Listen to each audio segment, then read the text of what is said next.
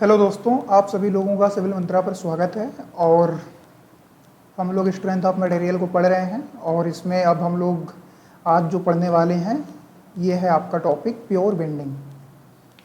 Pure bending मतलब ये कि अब हम लोग यूनिट थर्ड में इंटर कर चुके हैं। अब आज से यूनिट थर्ड की कहानी स्टार्ट होगी। तो यूनिट थर्ड का पहला टॉपिक है प्योर बेंडिंग और इसी में हम लोग पढ़ेंगे टॉर्सन को भी। तो चलिए यूनिट थर्ड को स्टार्ट करते हैं। तो पहले प्योर बेंडिंग को समझने से पहले हम लोग समझ लेते हैं बेंडिंग।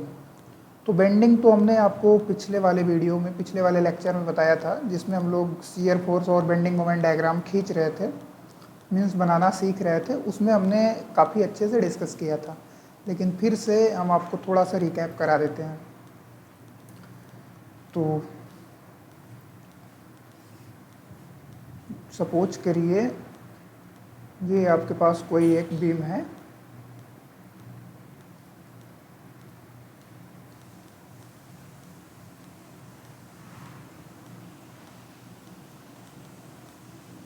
ये आपके पास कोई एक बीम है और आपने इस बीम पे लोड लगाया कुछ ऐसे। आपने इस पे पी लोड लगाया, ठीक। जब आप इस पे पी लोड लगाएंगे तो कहानी बहुत ही सिंपल है, इसमें बेंडिंग होगी। और ये आपकी बीम जो है ये कुछ, यदि ये इसका आपका एक्सिस है,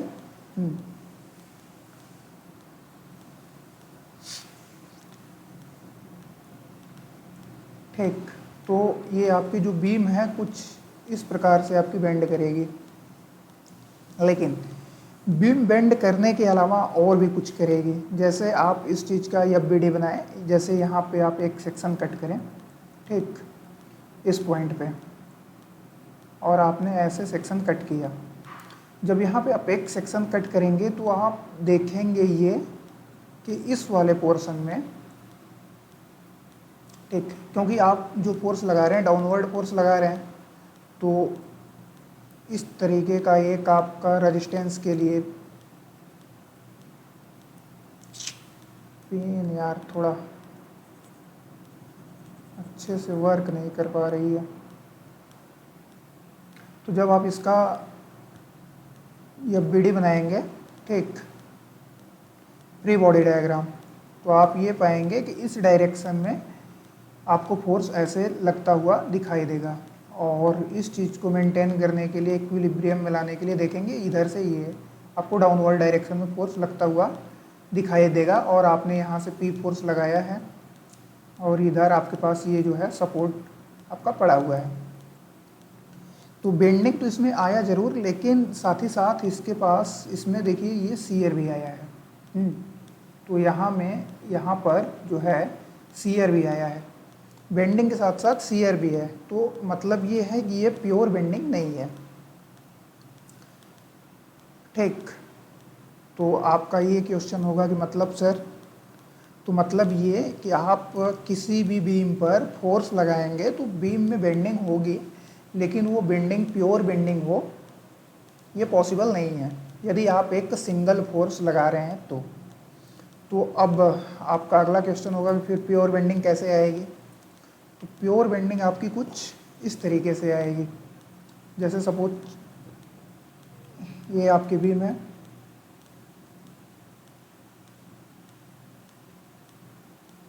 ठीक। इस बीम को हम लोग 3D में ले चल रहे हैं, 3D में बनाने की कोशिश कर रहे हैं।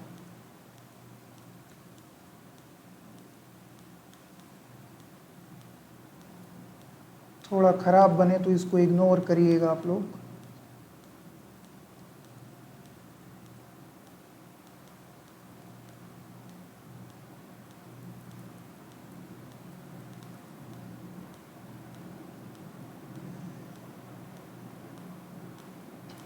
ये आपके पास वही सेम पुरानी वाली बीम है,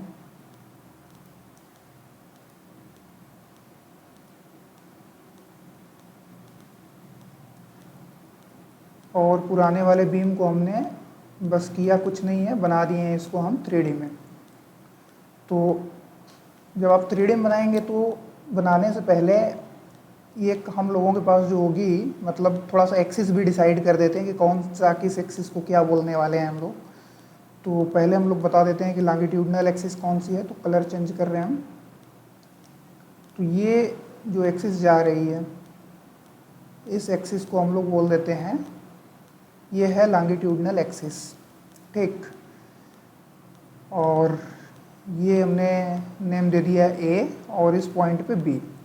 अब देखिए दोस्तों, प्योर बेंडिंग के लिए हम लोगों को करना क्या है कि यहाँ से आप ये जो आपके पास बी वाला पॉइंट है, ठीक, इस बी पर आप एक ऐसे रॉड पकड़िए और इसको कनेक्ट करिए। कनेक्ट करने के बाद एक फोर्स आप इधर लगाइए, एक फोर्स आप इधर लगाइए और एक फोर्स आप इधर लगाइए, और जो दोनों का मैग्नीट्यूड हो वो इक्वल हो। मीन्स पी फोर्स आप इधर लगाएं, पी फोर्स आप इधर लगाएं, और इनके बीच की कुछ न कुछ आपके पास डिस्टेंस है। सपोज करिए ये जो डिस्टेंस हम लोग लेके चल रहे हैं ये ई है। ई का मतलब इसेंट्रिसिटी। तो आप इसको देख पा रहे होंगे कि ये कपल हो गया। कपल का मतलब यही होता है कि दो फोर्स आप लगा रहे हैं, ठीक, एक दूसरे के अपोजिट डायरेक्शन में, और उनके बीच में कुछ फिक्स डिस्टेंस है। तो जब आप कपल लगाएंगे तो कपल लगाने के बाद होगा क्या कि अब इसमें प्योर बेंडिंग आएगी। प्योर बेंडिंग आने के 2-3 रीज़न और हैं, क्योंकि देखिए प्योर बेंडिंग कपल के कारण ही आएगी, क्योंकि कपल जो होता है ये आपका फोर्स जो है कांस्टेंट है, ठीक। तो और एक चीज़ को आप नोट करके भी लिख सकते हैं कि जो आपके पास प्योर बेंडिंग आएगी, ठीक, प्योर बेंडिंग, प्योर बेंडिंग ये ऑलवेज आएगी कपल के द्वारा, ठीक। ऑलवेज आप कपल लगाएंगे तभी आपके पास प्योर बेंडिंग आएगी, अदरवाइज प्योर बेंडिंग नहीं आएगी। क्योंकि हमने आपको पिछले वाले में देखिए इसमें दिखा दिया था। इसमें क्या था कि हम लोग फोर्स यहाँ पे लगाए थे, लेकिन जब हम लोग आपका क्रॉस सेक्शन काटे, ठीक, क्रॉस सेक्शन काट करके जब हमने एफबीडी बनाया, फ्री बॉडी डायग्राम बनाया, जब फ्री बॉडी डायग्राम हम बनाए तो इसमें हम लोग ये देखें कि यहाँ पे शियर भी आ जा रहा है, ठीक, यहाँ पे शियर फोर्स भी आ जा रहा है, जिसके कारण, ठीक, यहाँ पे शियरिंग की कहानी हो रही है। बेंड तो होगा ही होगा, लेकिन शियर भी आएगा। तो इसके कारण ये देखिए जो है ये प्योर बेंडिंग नहीं है, ठीक, ये जो है प्योर बेंडिंग नहीं है।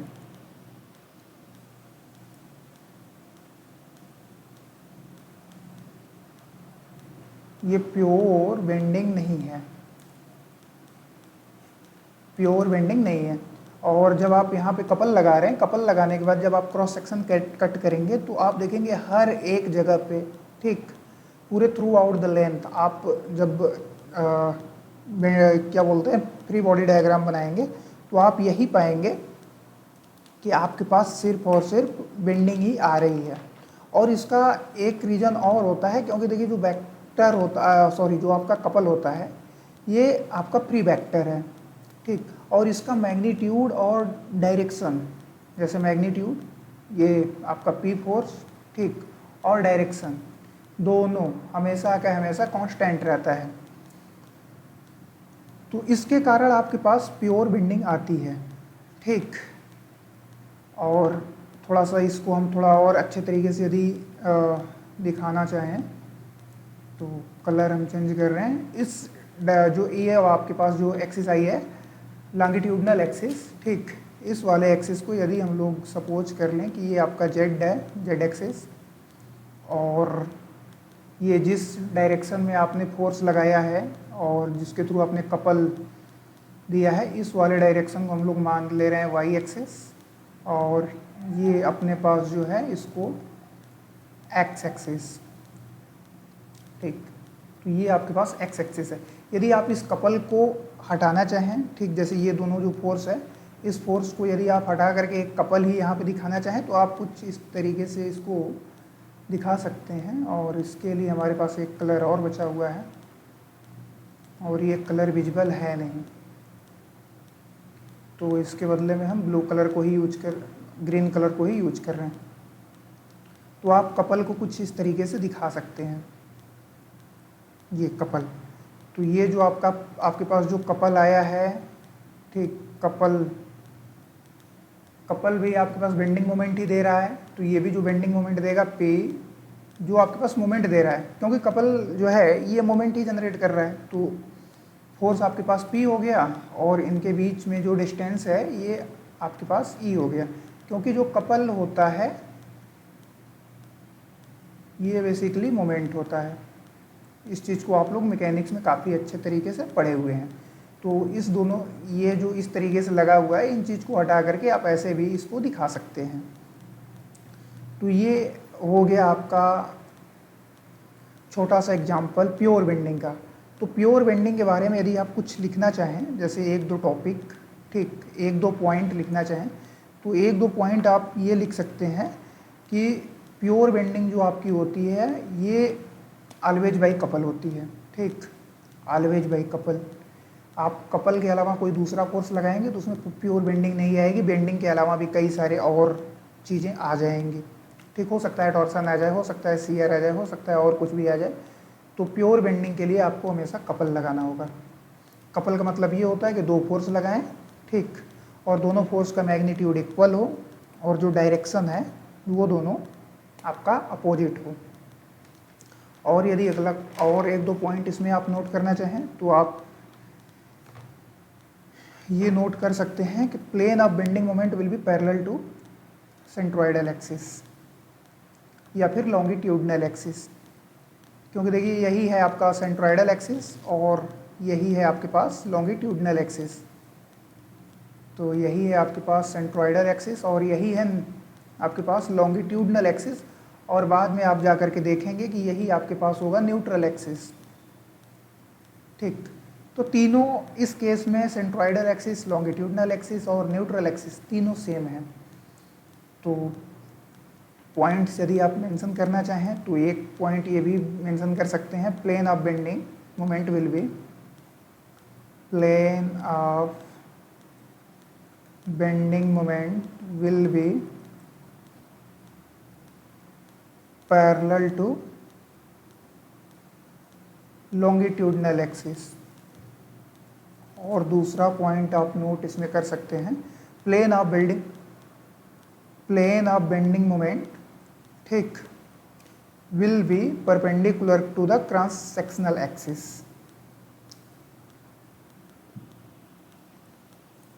Plane of bending moment will be perpendicular to the cross sectional axis, cross sectional area, sorry,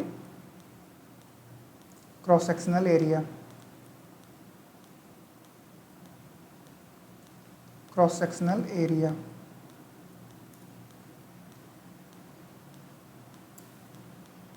और एक इम्पोर्टेंट इसमें नोट कर सकते हैं, bending moment will constant through out the length. Bending moment constant through out the length. देखिए जब bending moment constant है तो शियर फोर्स जो है, सिंपल सी बात है कि शियर फोर्स जो है, ठीक, shear force will be zero, ठीक, throughout the length, throughout the length shear force आपका जीरो होगा। शियर फोर्स आपका जीरो इसलिए होगा क्योंकि नेट फोर्स आपके जीरो हैं। नेट फोर्स का मतलब ये P आपका इस डायरेक्शन में लग रहा है और एक P आपका इस डायरेक्शन में लग रहा है, दोनों एक दूसरे के अपोजिट लग रहे हैं, तो दोनों एक दूसरे को कैंसिल कर डालेंगे तो नेट फोर्स जो है आपके पास जीरो है, इसलिए शियर फोर्स की कहानी आती नहीं है। तो शियर फोर्स आपके पास जीरो है। और बेंडिंग मोमेंट आपका कांस्टेंट इसलिए है क्योंकि कपल जो होता है ये फ्री वेक्टर है, हमने आपको पीछे बता चुका है। और कपल का जो मैग्नीट्यूड और डायरेक्शन है, ठीक, दोनों के दोनों कांस्टेंट है। इस चीज़ को हम लिख भी दे रहे हैं आपके पास। अगला बहुत ही इम्पोर्टेंट है, एक पेज हम ऐड कर ले रहे हैं। देखिए कपल के बारे में जो कहानी है, आपके पास जो बेंडिंग मोमेंट है, ठीक, आपके पास जो बेंडिंग मोमेंट है,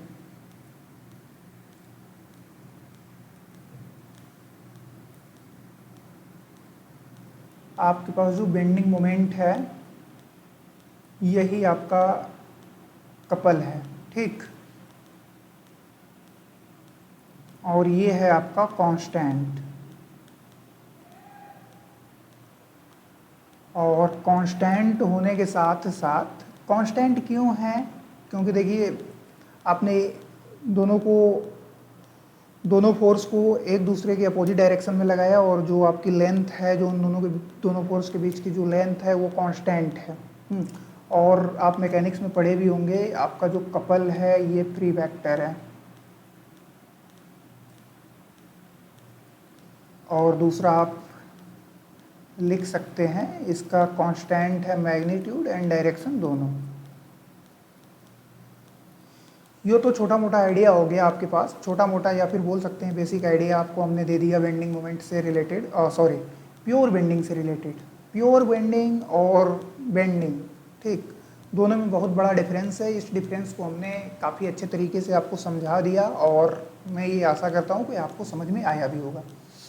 अब देखिए थोड़ा सा आप बात कर लेते हैं आपके मुद्दे की, ठीक, आपके लाभ की।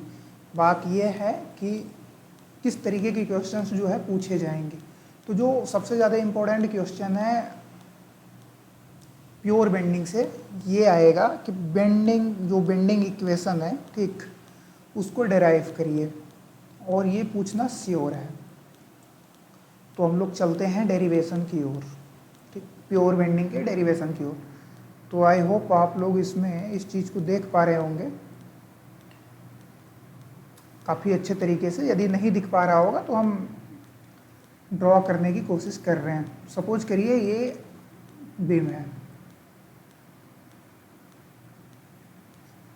कलर चेंज करते हैं हम, और बीम को अच्छे से बनाने की कोशिश करते हैं।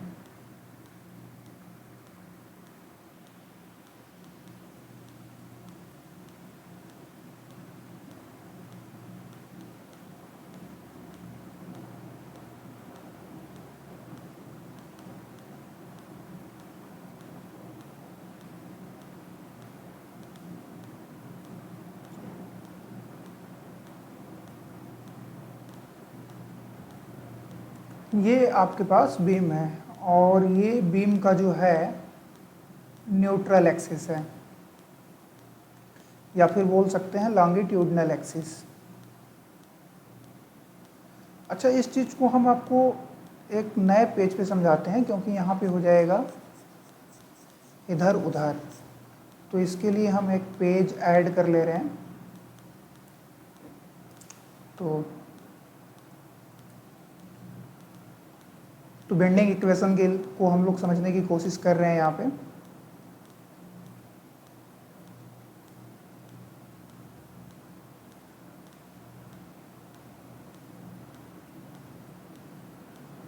और इसको काफ़ी अच्छे से समझेंगे हम लोग, इसीलिए हमने काफ़ी बड़ा बीम को बनाया। ये आपके पास हो गई बीम, और ये बीम का हो गया आपके पास लॉन्गिट्यूडनल एक्सिस।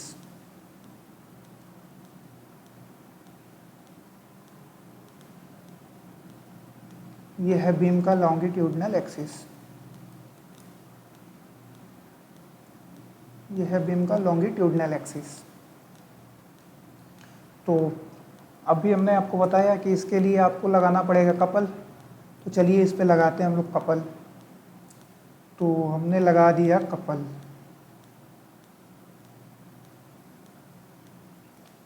मुझे यार कर्व जा नहीं रहा है सही से।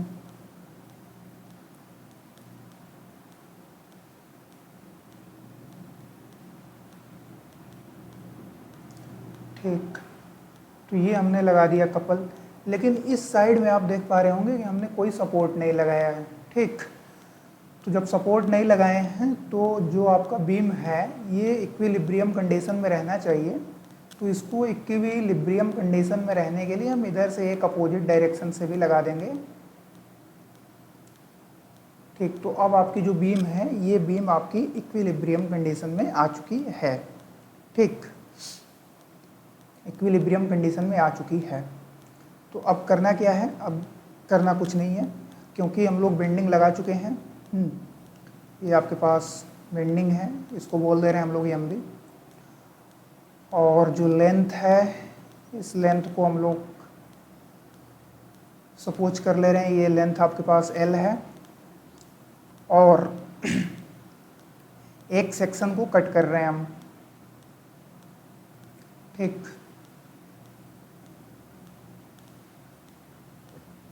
इस सेक्शन को भी हम उसी तरीके से कट करते हैं।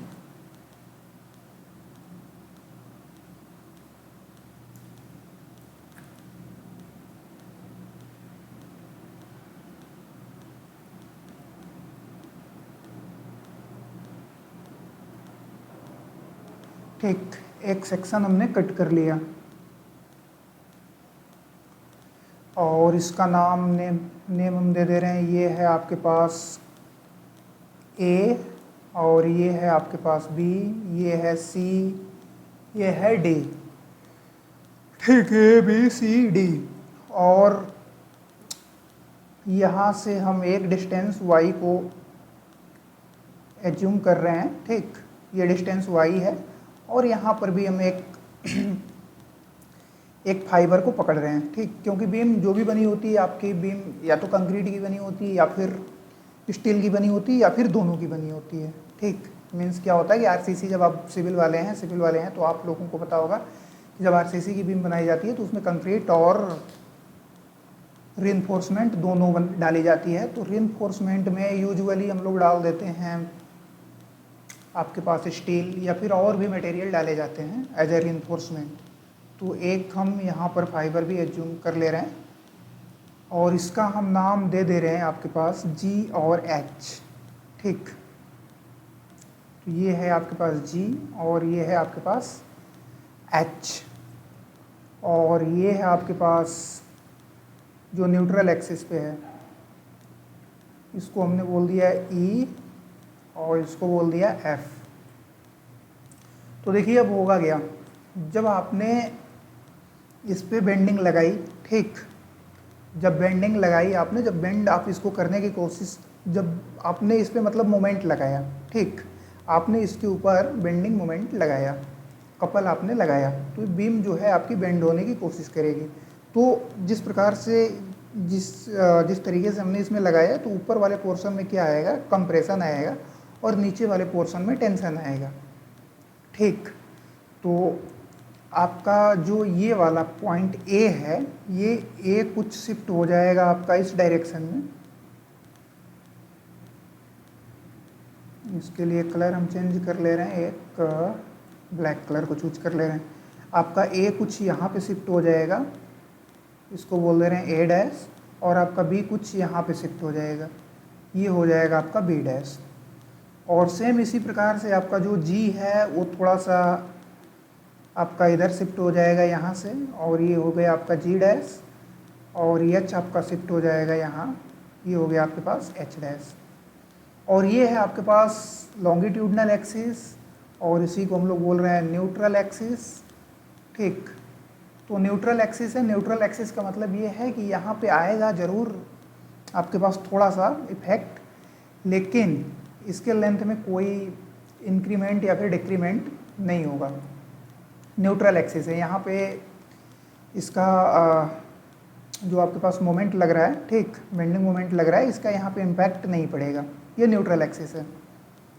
तो आपका जो ई है यहीं पे रह जाएगा ई डैश, और जो एफ है यहीं पे रह जाएगा एफ डैश। लेकिन आपका जो सी है, ठीक, ये आपका सी शिफ्ट हो जाएगा कुछ यहाँ सी डैश, और आपका जो डी है ये आपका शिफ्ट हो जाएगा कुछ यहाँ डी डैश। जब आप इन सबको मिलाएंगे, मिलाने का मतलब ये है कि आपने इन सबको एक दूसरे से मिलाने की कोशिश की,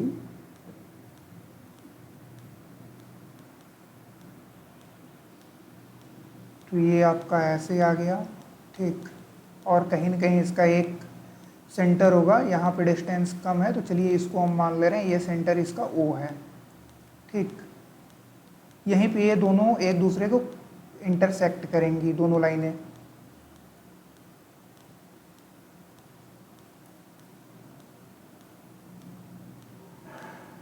इस D को हमने शिफ्ट कर दिया यहाँ पे, तो इसमें ये देखेंगे कि इस वाले में कंप्रेशन आएगा, ठीक। तो ये कुछ ऐसे बेंड होगी यहाँ के बीम, और यहाँ पे आपका कुछ ऐसे बेंड होगा, यहाँ पर भी बेंड होगा, लेकिन इसमें इलोंगेशन नहीं आएगा, ठीक। बिना इलोंगेशन आए, बिना कॉन्ट्रैक्शन आए, बहुत ही माइन्यूट लेवल पे बेंड होगा। और बेंडिंग आपकी यहाँ पर भी होगी, बीम आपकी कुछ इस तरीके से भी बेंड करेगी। और ये जो आपके पास न्यूट्रल एक्सिस वाले पे जो बेंड आपके पास जो बेंड आई है, बेंडिंग हुई है, इसको हम लोग कंटिन्यू करें ऐसे, और इस चीज़ को ऐसे, तो यहाँ से जब हम लोग मेजर करेंगे तो ये आपके पास हो गई रेडियस R, ठीक। इसको बोल देते हैं हम लोग रेडियस, और ये है आपके पास R। तो ये कहानी इतनी हमने आपको यहाँ पे दिखा दिया, क्योंकि देखिए ये जो है बेंडिंग यहाँ पे बहुत थी, जो बेंडिंग हो रही है यहाँ पे, ठीक। Bending will be very small, यहाँ पे बेंडिंग बहुत ही छोटी होगी, तो लिख भी सकते हैं bending will be very small. तो यहाँ पे बेंडिंग जो आपकी होगी बहुत ही कम होगी, और जो आपके पास R है, इस R को बोल देंगे हम radius of curvature, radius of curvature. तो R आपके पास जो है वो है रेडियस ऑफ कर्वेचर। और बेंडिंग जो होगी ये भी आपकी कहाँ तक होगी, with in the elastic limits, means Hooke's law को फॉलो करेगी। हमने आपको यूनिट 1 में बताया था हुक्स लॉ को, ठीक। With in the elastic limit, elastic limit, और ये आपका हुक्स लॉ को फॉलो भी करेगी, हुक्स लॉ आपका वैलिड होगा। एक तरीके से आप देख सकते हैं, तो ये इसका एजम्पशंस हैं, ये जो हमने आपको 2-3 बताए कि bending will be very small and this will be follow Hooke's law and will be bending will be in the बोल सकते हैं आप elastic limit, with in elastic limit, bending आपकी जो होगी विद इन इलास्टिक लिमिट होगी। तो ये चीज़ आपके एक तरीके से बोल सकते हैं ये आपका एजम्पशंस हैं। और हम लोग जो डिराइव कर रहे थे, ये बेंडिंग इक्वेशन को डिराइव कर रहे थे। तो अब हम लोग आते हैं अगले पेज पे। तो डिराइव करने के लिए आपको बेसिकली करना क्या क्या है, आपको हम एक बार और बता दे रहे हैं। तो सबसे पहले हम लोग निकाल लेंगे स्ट्रेन, ठीक। स्ट्रेन, जब स्ट्रेन निकाल लेंगे तो इसके हेल्प से निकल जाएगा स्ट्रेस। जब स्ट्रेन और स्ट्रेस दोनों निकल जाएगा तो फिर इसके हेल्प से इसके बाद हम लोग जो तीसरा स्टेप हम लोगों का आएगा, तीसरे स्टेप में हम लोग निकाल लेंगे बेंडिंग मोमेंट, ठीक। तीसरे वाले स्टेप में हम लोग निकाल लेंगे बेंडिंग मोमेंट, जिसको बोलते हैं बोलते क्या हैं हम लोग, सिस्टम थोड़ा सा स्लो हो गया, लग गया, रेजिस्टिव बेंडिंग मोमेंट, ठीक, या फिर मोमेंट ऑफ रेजिस्टेंस बोल रहे हैं। तो तीसरा में हम लोग निकाल लेंगे बेंडिंग मोमेंट, और प्रिसाइजली इसको बोला जाए तो resistive bending moment, resistive SIS, resistive bending moment. तो उसके लिए हमें देखिए क्या करना है। तो सबसे पहले हमें निकालना है strain in any general at Y axis, ठीक। तो हमने आपके पास एप्सिलॉन Y, तो देखिए ये जो पिछले वाले में जो G था, ठीक,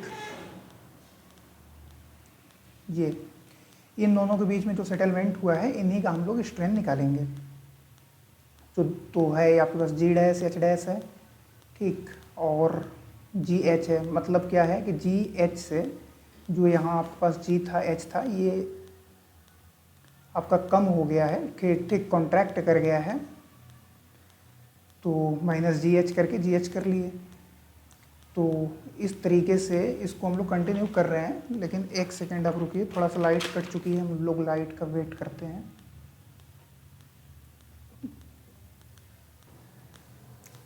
ओके दोस्तों, लाइट तो आई नहीं, लेकिन हमने कर दिया अपना कैमरा ऑफ, और आइए इस चीज़ को करते हैं हम लोग कंटिन्यू। ठीक, तो बात चल रही थी यहाँ पे स्ट्रेन इन एनी जनरल, ठीक, एट वाई एक्सिस। तो देखिए स्ट्रेन होता क्या है कि जो आपके पास लेंथ में चेंजिंग आई है वो, और जो आपके पास एक्चुअल लेंथ था वो, दोनों का रेशियो। तो देखिए पहले इसके पास जो लेंथ थी जी थी, एच थी, जैसा कि हमने अभी आपको पीछे बता रहा था, जी थी और एच थी, जी एच।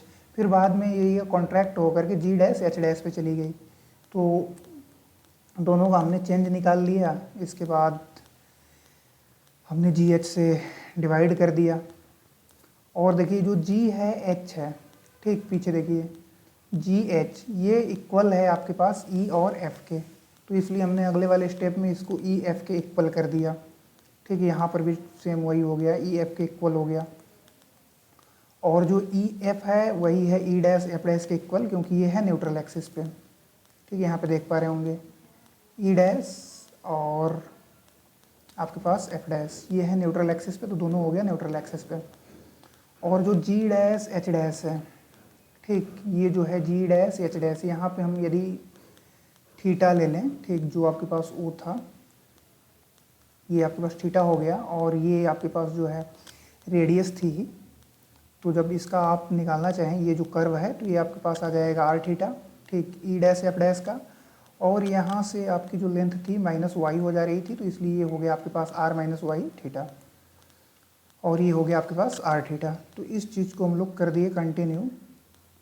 अब ब्रैकेट को बस ओपन करना है, काटने पीटने के बाद देखेंगे आर थीटा आपके पास आर थीटा से कैंसिल हो गया, फिर थीटा थीटा से कैंसिल हो गया नीचे। तो ये आपके पास आ गया स्ट्रेन जो है माइनस वाई बाई आर। ये माइनस इसलिए आया है क्योंकि यहाँ पे आप देख पा रहे होंगे जो ऊपर वाला पोर्शन है ये कंप्रेशन में है, ठीक। तो यहाँ हमने इस चीज़ को मेंशन भी कर दिया बिकॉज ऑफ कंप्रेशन, माइनस जो साइन आया है बिकॉज ऑफ कंप्रेशन आया है। और हम लोग चल रहे हैं अगले पेज पे, और जो अगला पेज है हम लोगों का,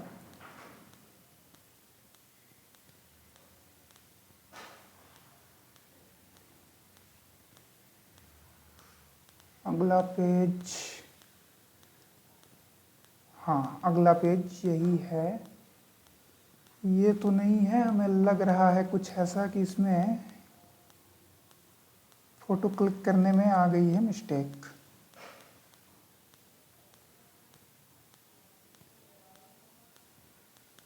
चलिए कोई बात नहीं है, इस चीज़ को हम आगे कंटिन्यू कर रहे हैं पेज को ऐड करके। तो हमने स्ट्रेन निकाल लिया, ठीक, स्ट्रेन हमने निकाल लिया। अब हम निकालेंगे स्ट्रेस, ठीक, सिग्मा बी कहाँ पे, वाई पे, ठीक, at a distance of y. जान ही रहे स्ट्रेस डायरेक्टली प्रोपोर्शनल टू होता है स्ट्रेन, तो ये भी वाई पे है। तो अब प्रोपोर्शनलिटी को हटाने के लिए हम लोगों के पास आता है एक इलास्टिक कांस्टेंट जिसको बोलते हैं हम लोग ही। तो ये आपके पास हो गया सिग्मा बी, ये हो गया sigma b at y equal to E into epsilon y, ठीक, इप्साइलन वाई। अब हम लोग इप्साइलन वाई की वैल्यू रखेंगे। तो जब इप्साइलन वाई की आप वैल्यू रखेंगे, इप्साइलन वाई की अभी वैल्यू हम लोग पीछे निकाले हैं स्ट्रेन की, माइनस वाई बाई आर। तो ये आपके पास आ गया minus y by R, minus y by R. ये आपके पास है sigma b at distance of इतने पे। और जनरल देखिए इसमें क्या था कि हम लोगों की बेंडिंग ऐसी थी जिसके कारण कंप्रेशन आ रहा था, ठीक, लेकिन नीचे वाले पे यदि हम लोग कैलकुलेट किए होते जिस वाले पोर्शन पे टेंशन आ रहा था, तो वहाँ पे ये वैल्यू आपकी पॉजिटिव चली जाती। तो यदि इन जनरल में लिखना चाहें हम लोग तो ये लिख सकते हैं कि आपके पास जो सिग्मा बी है ये आपके पास plus minus y divided by E by R, ठीक, y into E by R, ये आपका आएगा। तो सबसे इम्पोर्टेंट आपके पास एक ये आ गया रिलेशनशिप, ठीक, बेंडिंग स्ट्रेस और आपका बोल सकते हैं स्ट्रेन में।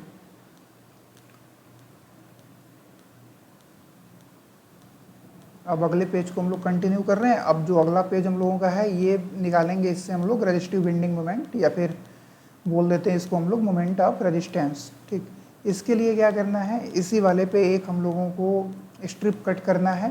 ठीक, जिसका एरिया DA है और ये आपके पास एक्स एक्सिस से वाई के डिस्टेंस पे है। ठीक, वाई डिस्टेंस पे है।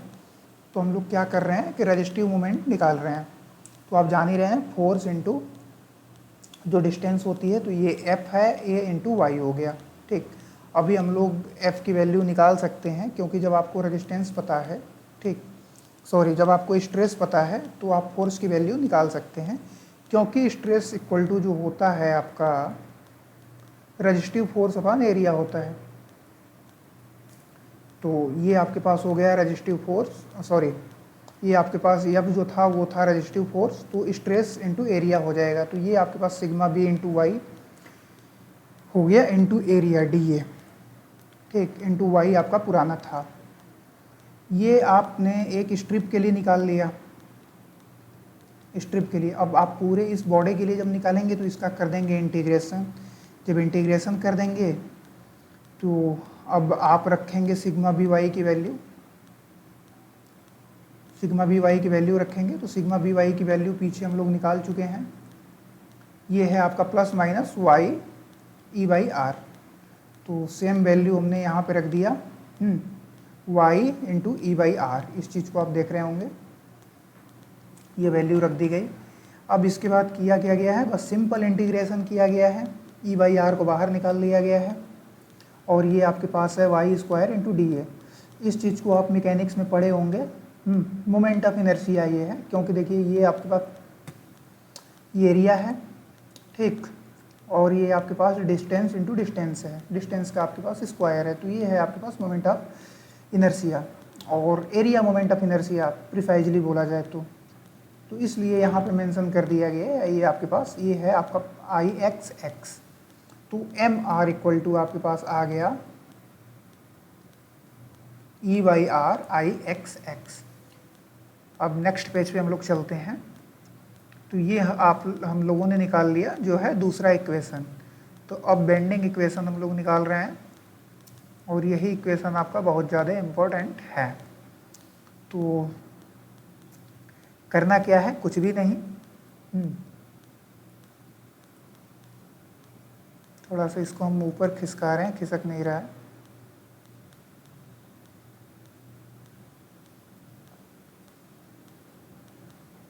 हमने इंटरफेस यार चेंज किया है जिसके कारण कुछ कुछ प्रॉब्लम आ रही हैं, पर कोई नहीं, ठीक। तो ये आपने निकाले रखा था पिछले वाले पेज पे, पिछले वाले पेज पे जब हमने निकाला तो ये आपका आ गया M R equal to E by R I x x. तो इस चीज़ को आप और अच्छे तरीके से लिखे तो M by R I x x equal to E by R, ठीक, ई बाई आर। तो अब आपका जो बेंडिंग इक्वेशन आ जाएगा वो आ जाएगा M by R sorry M R divided by I into आपके पास ये stress sigma by y equal to E by R. तो ये आपके पास जो है आकर के निकल जा रहा है बेंडिंग इक्वेशन। और ये इक्वेशन बहुत ही ज़्यादा इम्पोर्टेंट है। यदि आपसे कोई रात में भी पूछ ले रहा है कि बताओ भैया बेंडिंग इक्वेशन, तो आप बता सकते हैं M by I equal to E by R या फिर M by I equal to sigma by y. तो ये चीज़ आपको याद रखना बहुत ही ज़रूरी है। तो इस तरीके से ये दोस्तों यहीं पे डेरिवेशन ख़त्म होता है और हम लोग अगले वाले में डिस्कस करेंगे टॉर्सन, प्योर टॉर्सन जो भी होगा। तब तक के लिए दोस्तों बहुत बहुत धन्यवाद, थैंक यू।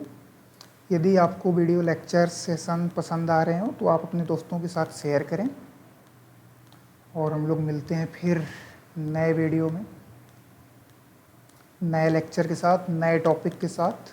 तब तक के लिए बाय बाय।